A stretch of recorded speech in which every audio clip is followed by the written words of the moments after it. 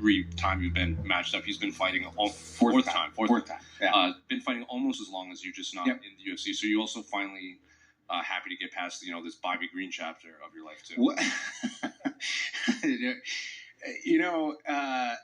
Listen, I understand that stuff happens, right? Like this, like I said, this is a difficult thing that we do. When they first mentioned his name, I was like, oh, is this a jinxed fight? Like, is this the Tony Khabib, right? So it's not fight day yet. So, unfortunately, we've had to deal with that in the past. But, listen, he's an awesome fighter. I've been watching him for years. I've had the opportunity to train for him 3 times prior to this.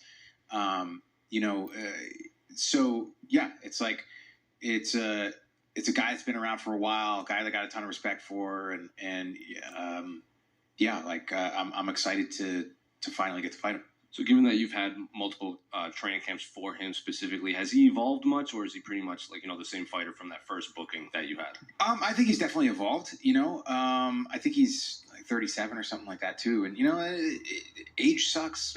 Getting old in this game is not easy, especially like as a lightweight, right? Being a 40-year-old lightweight is like being a 50-year-old heavyweight.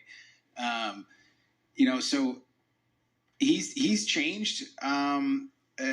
I've changed as well, and honestly, the way that I approach this stuff now is I focus even less on my opponent. He does have an interesting style of boxing, great head movement, but he's still a man.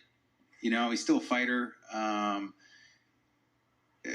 If I hit him hard enough, he's going to go down. If I wrap my arms around his neck, he's going to go unconscious. So it's definitely a different fight than it could have been 10 years ago.